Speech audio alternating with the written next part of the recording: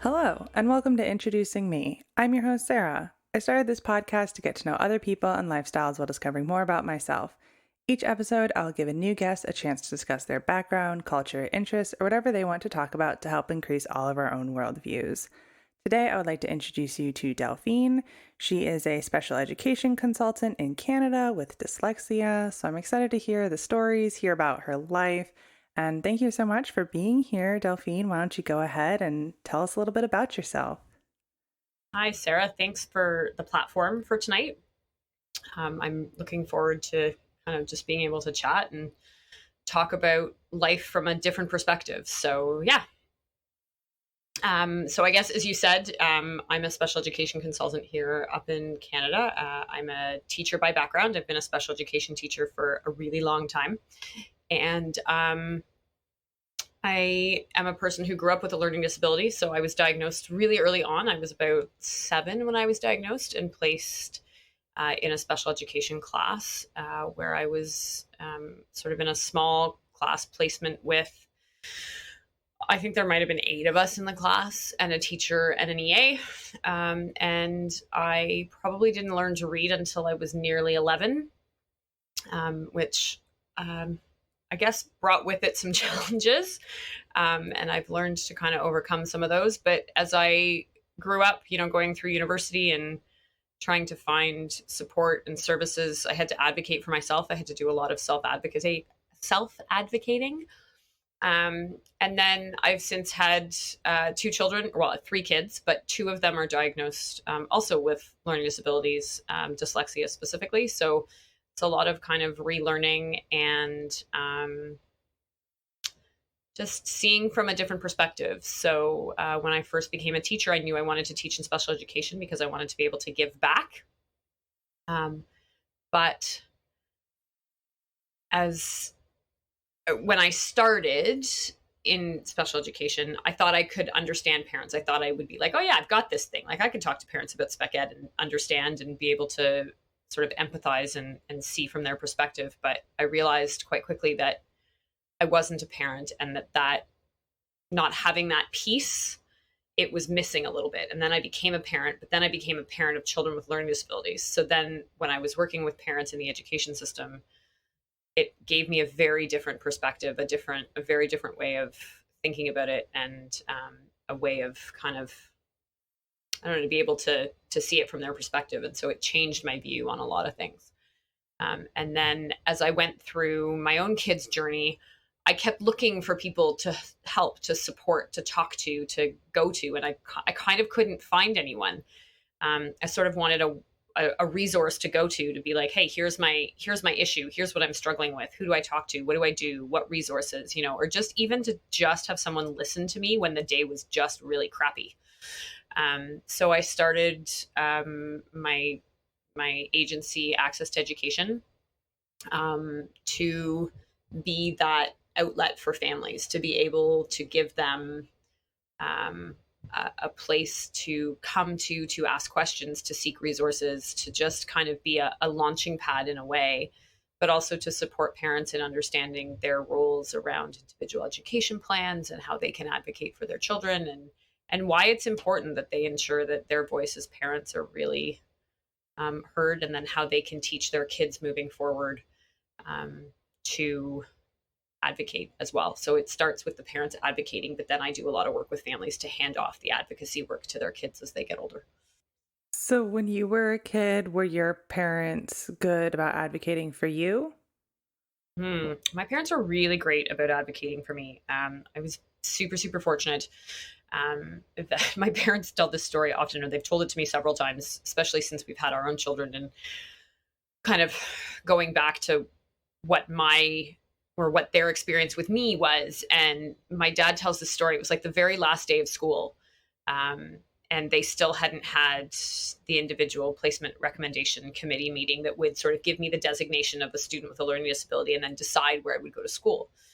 And so up here in Canada, we go to the end of June. And I want to say it was like June 30th. I'm going to use that as an arbitrary date, but it was like June 30th and they still hadn't had the meeting. And my dad basically went into the office and was like, listen, I don't care that it's, your 2 months holiday. My kid needs to have this and we need to get it done. And, within a week, the meeting was booked and the things were done. And so they were always really, really great at advocating for me in the beginning. And then I had some amazing teachers through that. And what was great was that because I was in this intensive small class program, I kept the same teacher through elementary school. So I had one consistent teacher from basically grade 1 to grade 5, I guess, because I would have left for grade 6. So from 1 to 5, I had the same teacher. So every year I came back into the same classroom with the same teacher and sort of continued on from where we had left the year before, which I also think probably contributed a little bit to my success in terms of there was continuity. Many kids, year to year, you change teachers, you get new teachers come in. I mean, this is just life, right? Everybody has to deal with change, and that's kind of part of it. But this first special education teacher I credit with a lot of my success in terms of her having been able to support me. And, I remember one incident, I got so mad at the math that she was making me do that I remember throwing the book closed so that it made like a loud thump, and I pushed it off the table and it landed on the table. And she didn't yell at me. She didn't say anything. She just gave me the teacher look, and she stood up and she walked away from me. And I was like, oh, I probably shouldn't have done that. Right. So she was just that really supportive teacher who like, she would let you go. She would let you cross the line, but she would make it very clear in a very gentle way that the line had been crossed. You were not to do it again. But she was pretty pivotal in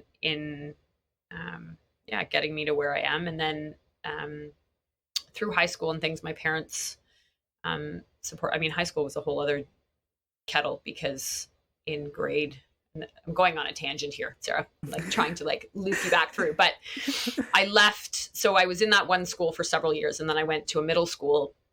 When I got to the end of grade 8, again, we had to sit through this IPRC meeting.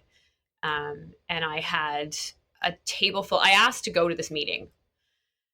And I remember my parents being like, why do you want to go to this meeting? And I was like, because you're talking about me, you're making decisions about where I'm going to go to school moving forward. And I feel like I need to be there to advocate for myself. So I was sort of by the end of grade 8, I was coming to that point where I realized that really the advocating was going to be on me. My parents had done a great job. My teachers had set me up for success, and now it was my turn.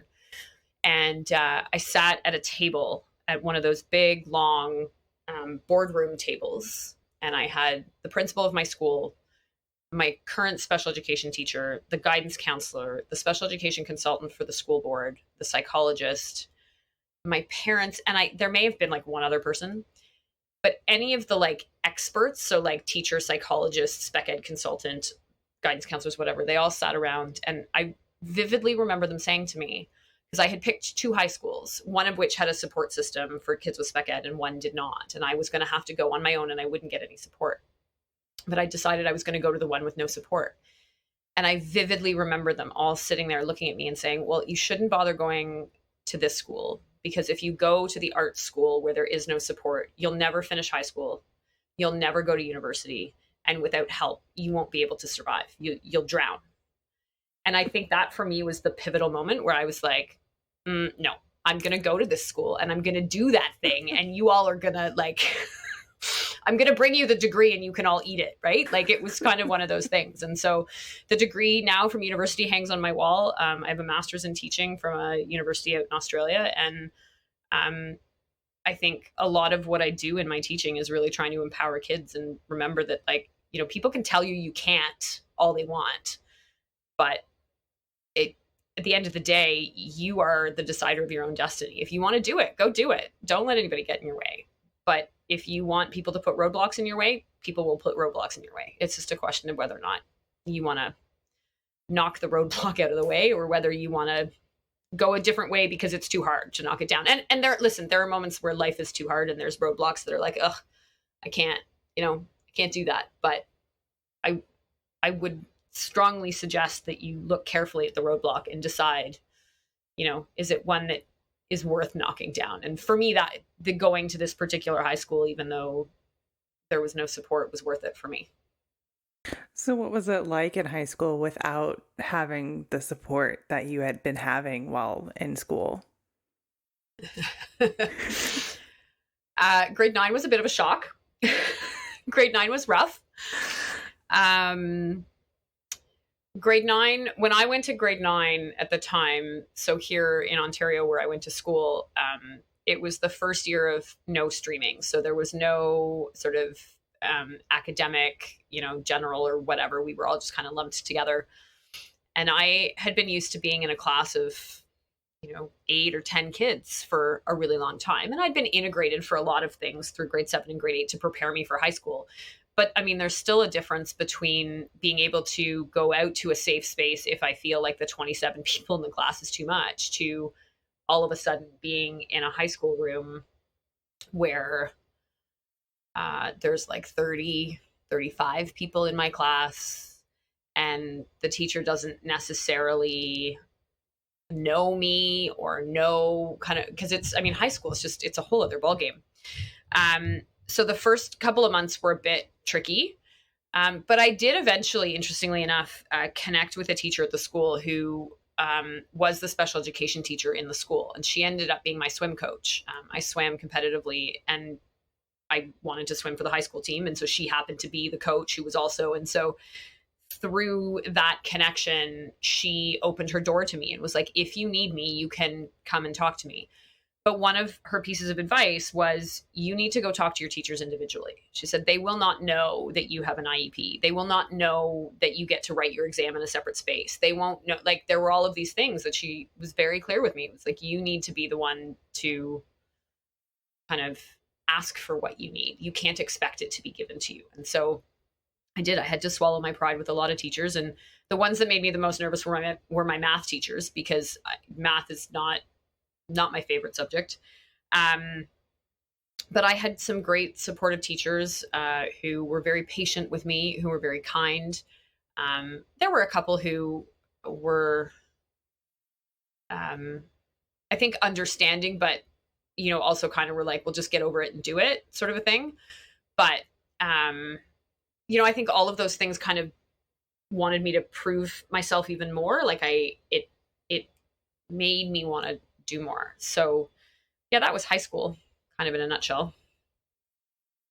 So what sort of challenges do you face with having dyslexia?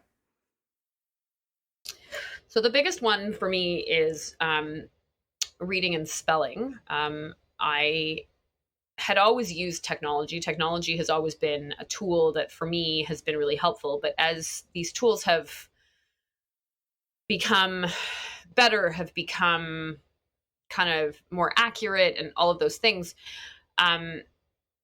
it sort of having spell check and having Siri that I can, do voice to text instead of having to type. One of the things that I have with my dyslexia is that the ideas are all up there. They're all in my head, but the processing time that it takes for the idea to ramble in my brain and to get down my arm and into paper can often be a bit of a barrier for me, in that it's too much time and I lose the meaning, and then I can't write it and I can't get it all out right. It just doesn't sound right. And so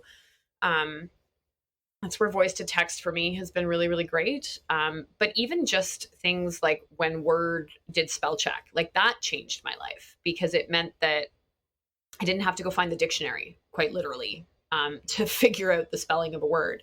And even now, like just being able to use Google to check the spelling of something. Like I was looking up the word neurodiverse and I was trying to write it the other day and I couldn't figure out the E and the U. And I was like, I don't know what order. And I should know, you'd think I would, but it's one of those inversions for me that still continues to be problematic. And so I could just put it into Google, and then that, allows me to double check my spelling, right? And I don't have to go to other people, and I can, and I will. And I have certain people who I feel safe enough to kind of go to and be like, hey, can you just like double check this for me? But the independence of being able to use technology to help. Reading for me is super laborious. I don't read out of enjoyment. My parents spend, holidays reading books and books and books. And I'm like, I want nothing. I will do puzzles until the cows come home, but I will not pick up a book. It is not a relaxing activity for me.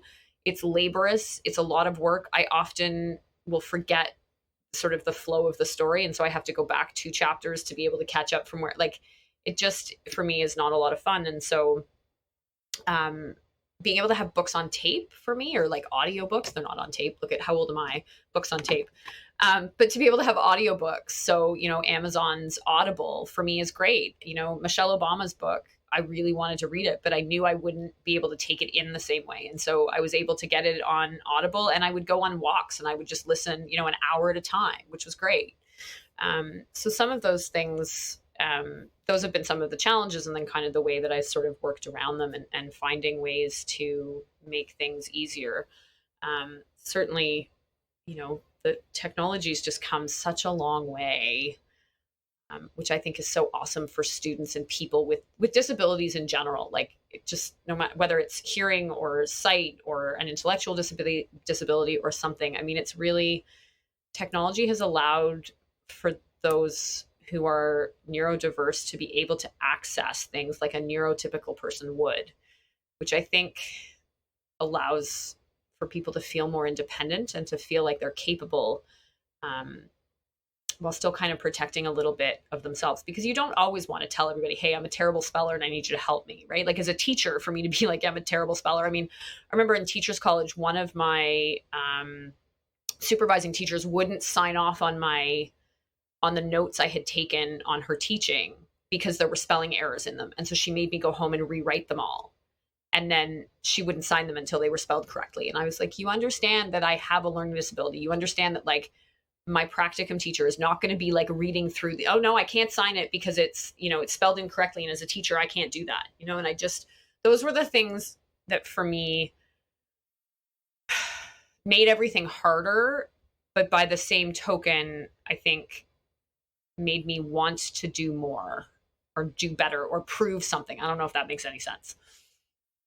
I think it does, honestly. Like, kind of the idea of, like, external people were making things difficult. I want to prove them wrong, and then in turn also then become a teacher and help other people. Yeah, I mean, that was the goal with being a teacher, was I wanted to be able to give back. So yeah, I think that's probably a good way of summarizing all of that long ramble. Yes, we love the long ramble. So what do you do as a special education consultant? So in my access to education job that I do, I work with families one-on-one, because I find, and I may at some point move into group systems, but right now I really find that some of these families are just so at the beginning stages and need just such intensive one-on-one support to be able to focus on them. But what I do is I work with families either on a consultation basis, so an hour phone call where they give me the whole spiel of what's going on, and then I build them a roadmap. I'm like, okay, great. So here are all of the things you're struggling with. So, your child's having trouble in school, your child's teacher is saying they're not reading, you're noticing things at home. And then I sort of go through have you talked to the family doctor? Have you had hearing tested? Have you had eyes tested? Maybe you want to look at doing a developmental assessment depending on the age of the child. Maybe you want to look at getting a psychoed assessment done. Maybe you need to go to the school and ask them for occupational therapy support. Sort of what are the steps that parents can take to kind of get from where they are, where they're feeling very stuck, overwhelmed, unsure, don't really know what to do, to getting to a place where there's progress, where, maybe they've been connected with a therapist of some sort, or they've been connected with a tutor who's going to be able to support their child, or they've been able to just go into the school and advocate in a way that allows for sort of greater communication between school and home. Because I think that's a really big thing is the communication between the school and the home, and kind of having everybody working in the same team to work towards the same goal. And the goal is always child-centered. And what I've done with my own kids, what I try to do in my teaching role, and then what I try to get families to do or work towards to have families do with their schools, is really kind of creating a circle between the home and the school, but really putting the child in the center of that, so that the focus becomes, okay, what can we all do collectively to support this child to ensure that they're successful? So I work with parents on a consultation basis. I work with parents in 3-month chunks of time or in 10-month chunks of time. So they can work with me for the whole school year, just a part of the school year. And I've also done a lot of consultation of late, actually, with families around kids who have learning disabilities and whether or not they should stay in French immersion, which is something that's offered up here in Ontario and most of Canada, where I am, because it's one of our second languages. But parents often have questions about, is French immersion the appropriate place for my child? And if so, how do I get help? Because it's actually not that easy to find support in French. It's very easy to find English tutors in reading and writing and all of those things, but it's a little bit more challenging in French. And so I'm able to kind of point them to some resources and places to go. So I really try to give them a roadmap, whether I'm working with them for only an hour or 3 months or 10 months. We really build out a roadmap, we build a goal, and then we work towards that goal. And what is French immersion? Yeah. So for those who don't know, so we have up here in Canada, we have two languages, two official languages, English and French. And all children starting in grade 4 start taking what we call core French. So, it's very basic French. It's kind of learning how to say your name and days of the week and sort of very basic things. But starting in some provinces in senior kindergarten, other provinces in grade 1, children can enter something called French immersion. And it is an immersive French program where the children learn in French all day long from very early primary until about grade 4, where there is no no English introduced at all. It is all in French. So the children are learning to become fluent French speakers. And then in grade 4, they start getting one period a day, so about a 40-minute chunk every day in English. And the reverse is true. If you're in the English stream, you get the French, right? So that everybody's learning how to speak French.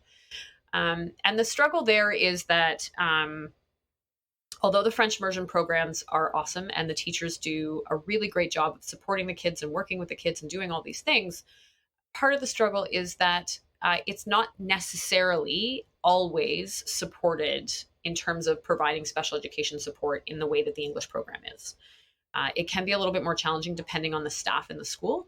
So it gets to be a bit of a struggle. And so parents often have questions about, my child is dyslexic, for example, or my child has ADHD, and the school is saying French immersion isn't a good fit.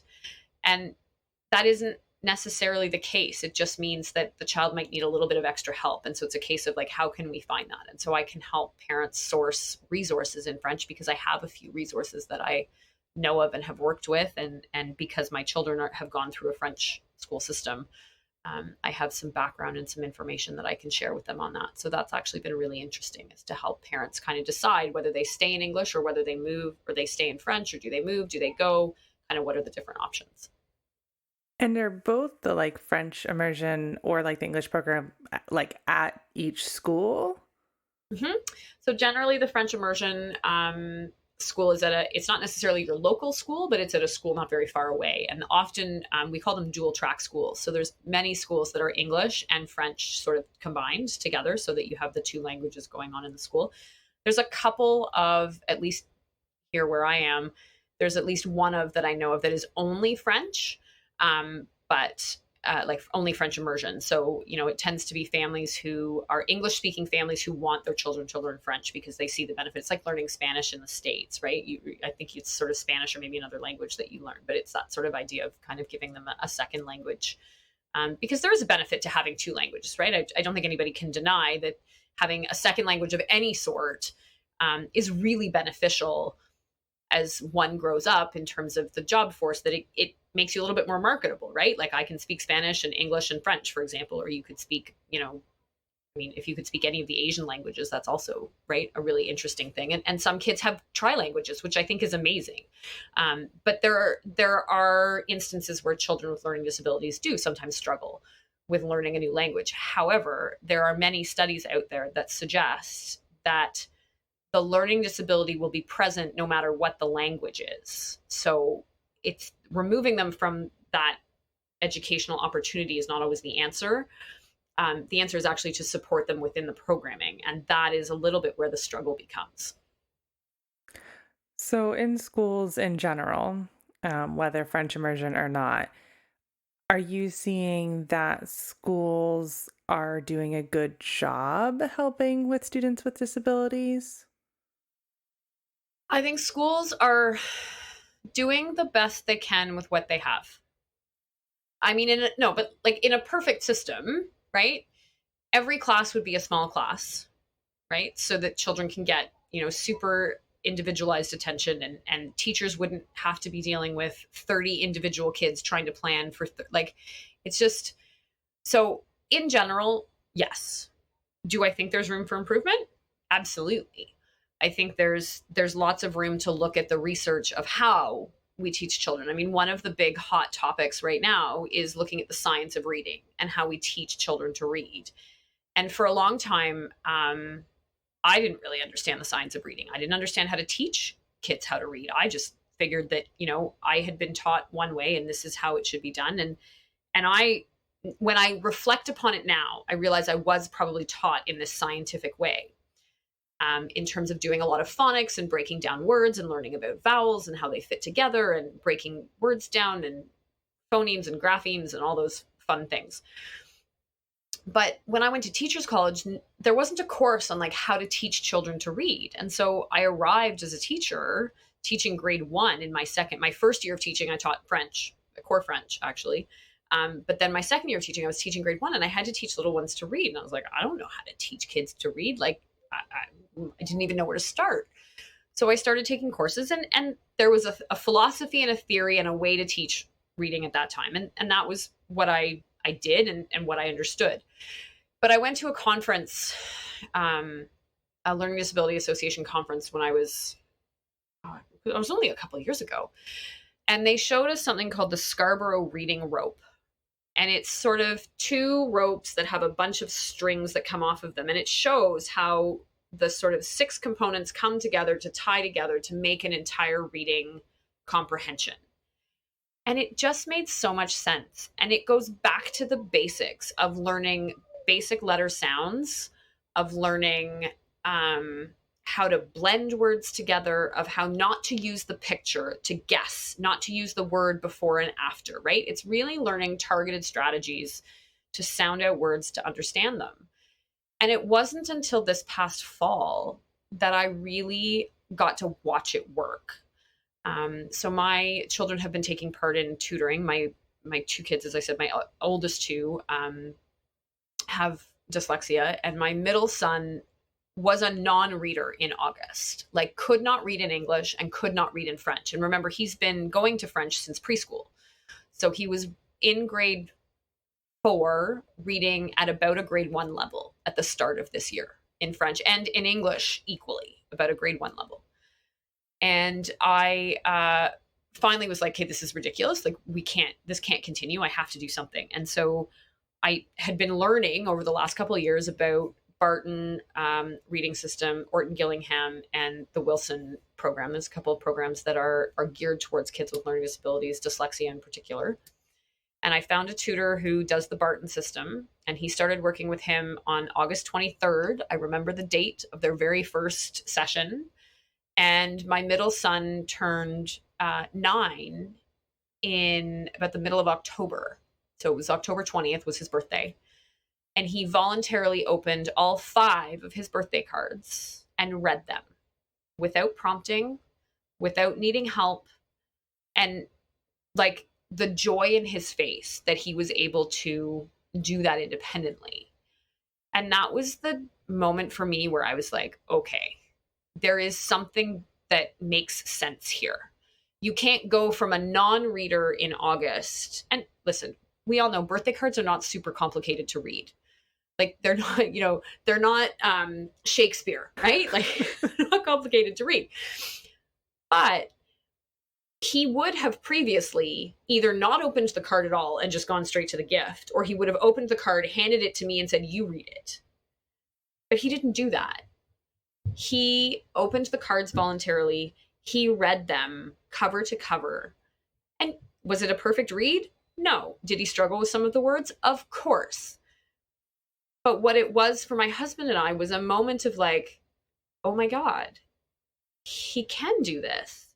And the confidence that we've seen build up in him since this, in that now he's not relying on his older brother to read things. I mean, a couple of weeks ago I want to say it was late. It was like 9:30 at night. He was still awake. And I was like, what is he doing? And I could hear him talking. I was like, what? He had this book of knowledge on his desk, or in his bed. He was in his bed and he was reading, but like a history book on like the history of, I want to say it was mummies or something. Like it was something very scientific. He was really enjoying it. But he was voluntarily choosing to read it, which for me was that like, okay, there's something to this. I need to dig into this more. I need to understand this more. And so a lot of what I'm doing, even when I'm, working with clients or as a teacher, really trying to understand the science of reading and how I can bring that more full force to the front, because I think it's just so important. Because if you can't read, life is tough. You can't read road signs, you can't read grocery lists, you can't read ingredients. Reading is just kind of one of those things. And so, yes, there are apps for that, quite literally. Like there are apps that will read things to you, sure. But, there is something to be said also for being able to read. And so that was a bit of a life-changing moment for me as a mom, to be able to see my kid read. But as an educator, to realize that I need to change how I do things. And not because I'm doing it wrong, but because I could do it better, right? It's not wrong. It's just a better way. Yeah, that sounds extremely like heartwarming and just like such a great moment to be able to see that in your kid and just see it work so well. What sort of other situations have you come across like with your children, realizing that they had disabilities and were going to need help like you did? Yeah, that was a hard one. I fought it for a really long time, like a really, really long time. It started with my eldest when he was in like nursery school. So there's 23 months between my kids. And so I knew that when my second kid came along, I was like, I cannot have two under two all day long. It's not happening. So I had set up for my eldest to go just down the street. There was a woman who ran a little program in her house for 2 hours. I think it was Tuesday, Wednesday, Thursday sort of a thing. And so I had signed him up, and I would go and pick him up. And every day she would have like a little thing to tell me, like, oh, he did this, or he couldn't do this, or he hit this kid, or he's not listening, or he's not, like, there were always little things. There were just little, I don't want to call them nitpicky things, but they were, at the time they felt nitpicky. But when I look at it now, I'm like, no, she was gently trying to tell me that like I should probably be looking into this. But you also think like it's your first kid. I did the stereotypical, oh, he's a boy, like all of those things. But then we got to preschool at daycare, and the same things were happening, but kind of on a bigger scale. And I was like, okay, hold the phone here. And at this point, I'd been working in spec ed for a little while. But when people started to tell me about, your kid has a behavioral problem, I was picturing what I was working with at the time. And at the time, I was working with children who had huge behavior, like throwing chairs at me on a daily basis. Okay, so I didn't have the perspective. I only had the perspective of what I saw in the classroom. And what I saw in the classroom was big kids yelling and screaming and swearing at me and throwing chairs and doing all kinds of things. And I was thinking, he's 4. Like, how can he be, or 3 even, how can he be a behavioral thing? Anyhow, I finally mustered the courage to say, okay, clearly I need to look into this a little bit. So I went to what is always my first piece of advice, is to go to our family doctor.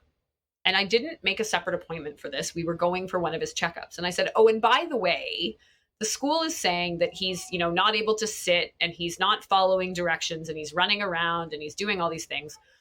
And, I don't really know what to do. And he was like, oh, well, why don't we start with a developmental assessment? And I was like, great. What is that? Right. And so it literally was going to see a couple of other doctors who kind of watched him, played some games, looked at what he was able to do in comparison to other children his age. And we sort of went from there. And that initial developmental assessment showed markers of ADHD and showed some gross motor issues. So he had a lot of trouble holding a pencil. He also has a double jointed thumb, which makes holding pencils in like the normal tripod way really difficult. So printing was a challenge for him. It still is a bit of a challenge.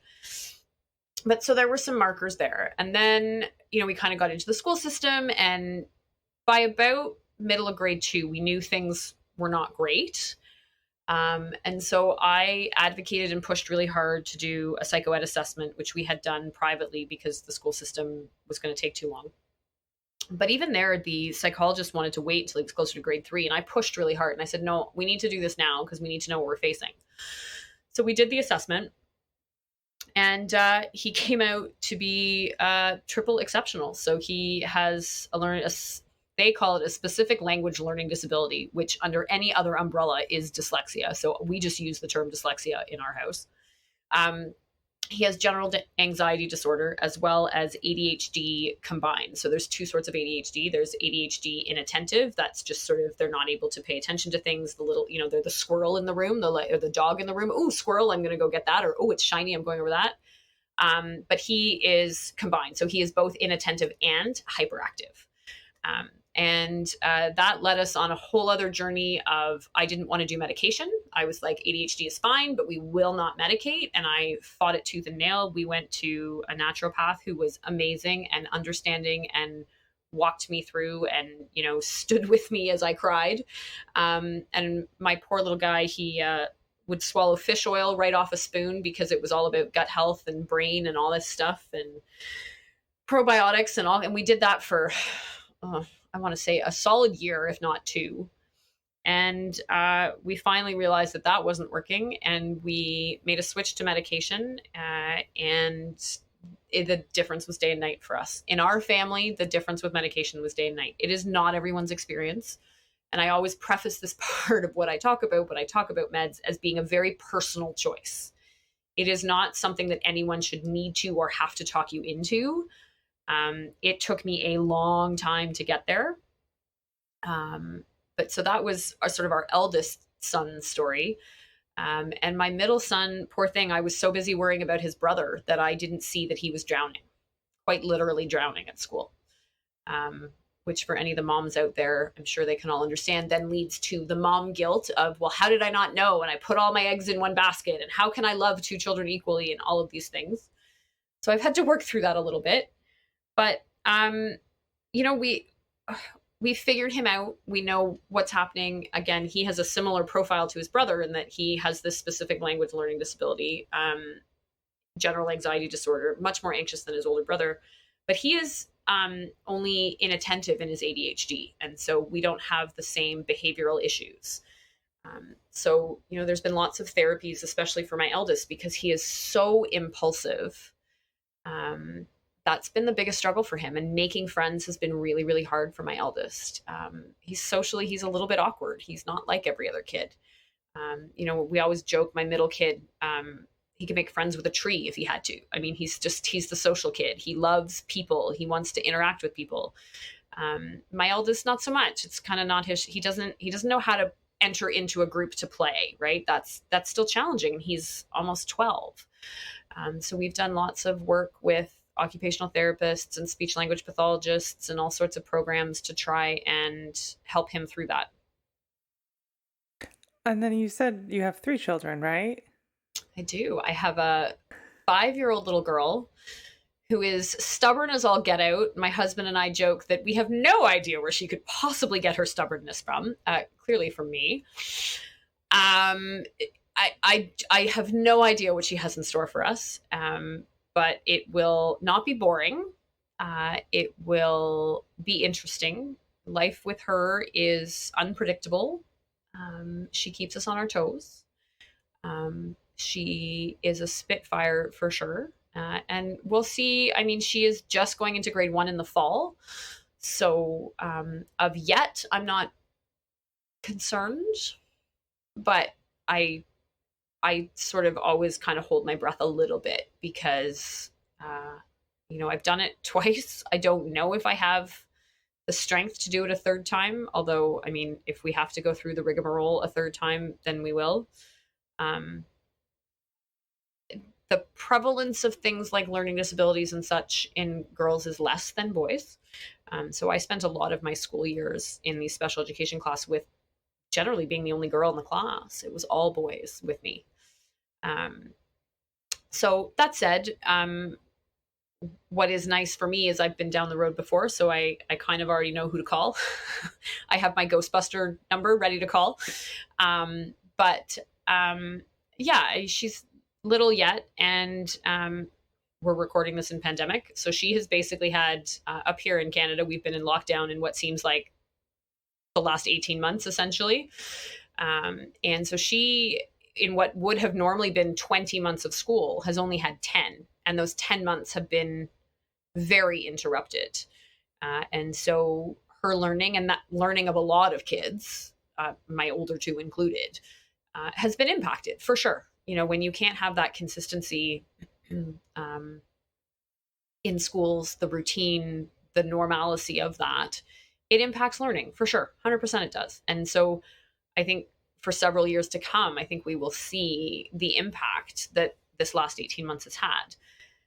That said, I don't think it's insurmountable. I also think teachers are highly aware of what is coming forward and will be able to accommodate, you know, effectively and appropriately.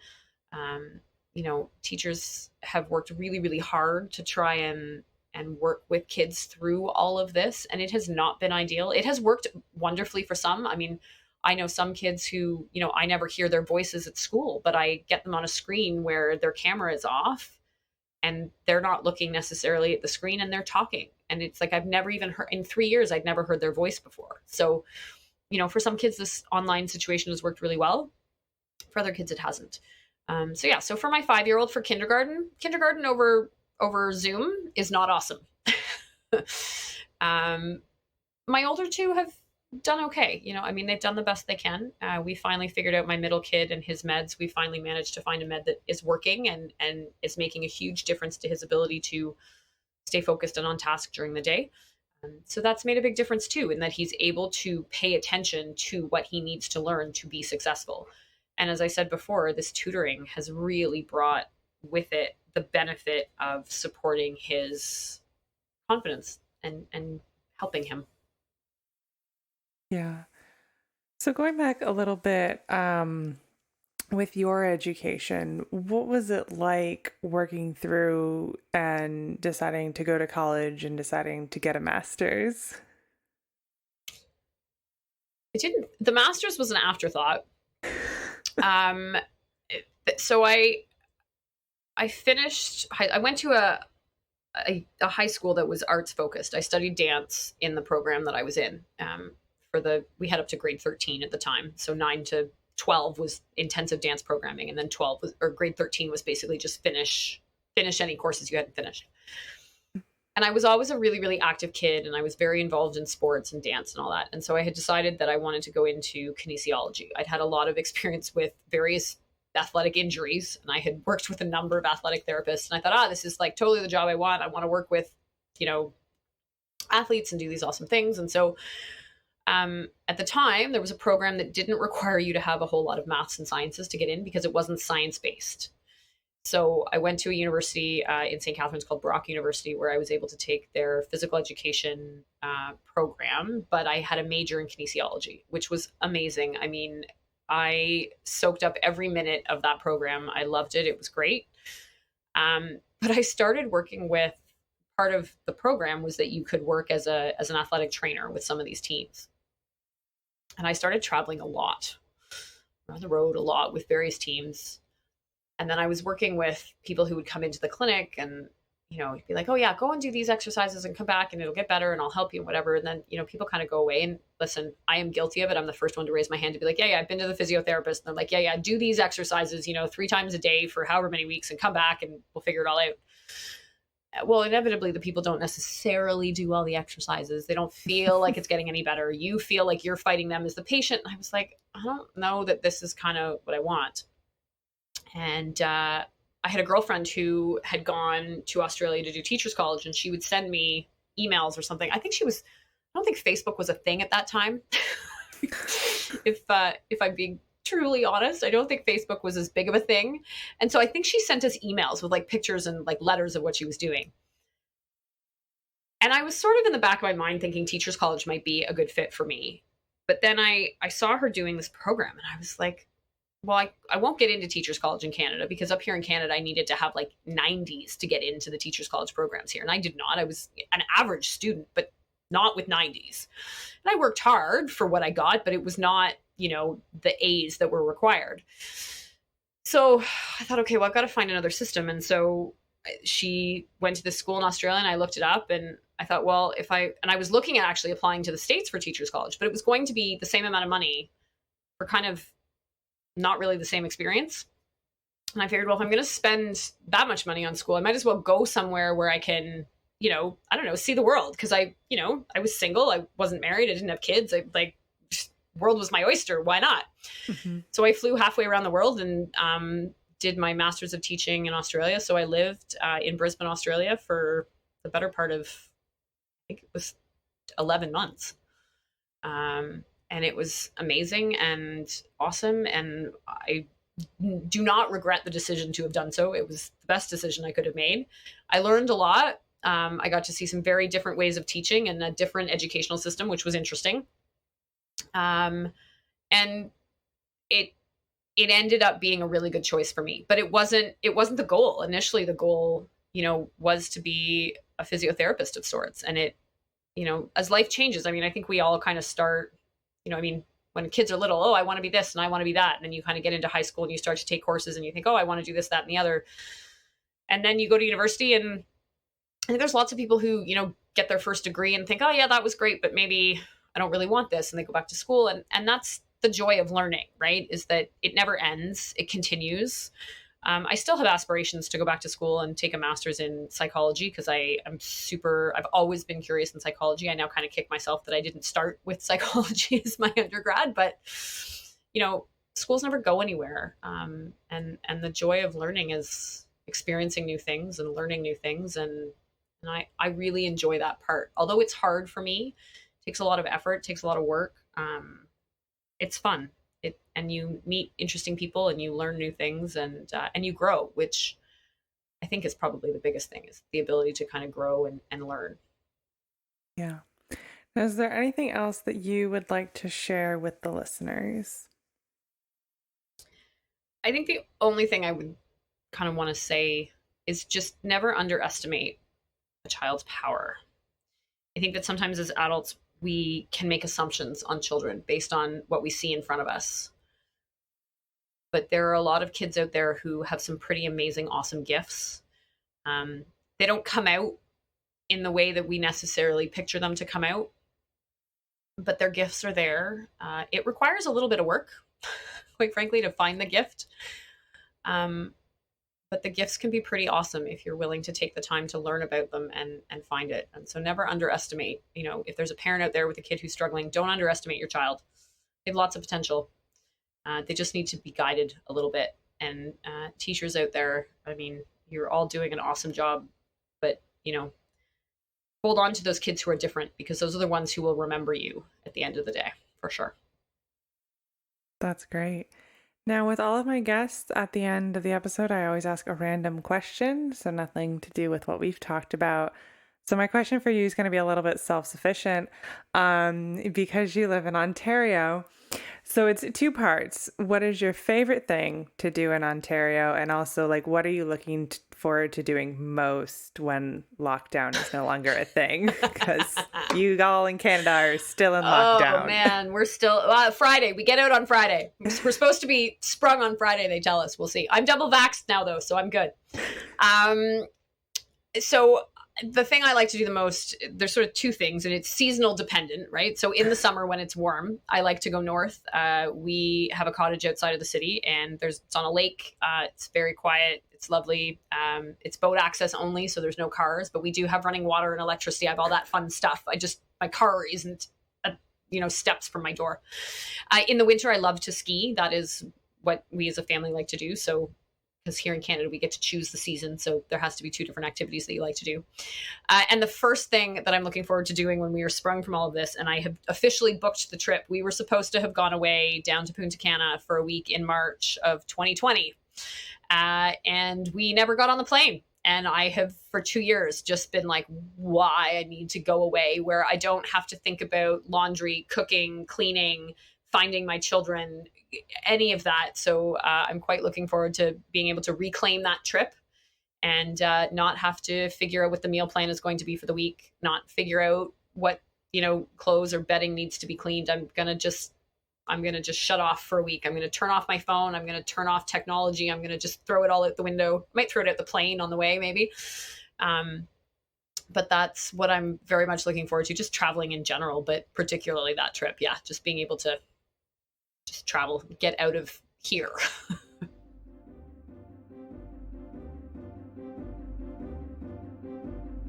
All right, that brings this episode to a close. I will be leaving Delphine's website in the description along with her Instagram if you would like to connect with her and see what she's got going on.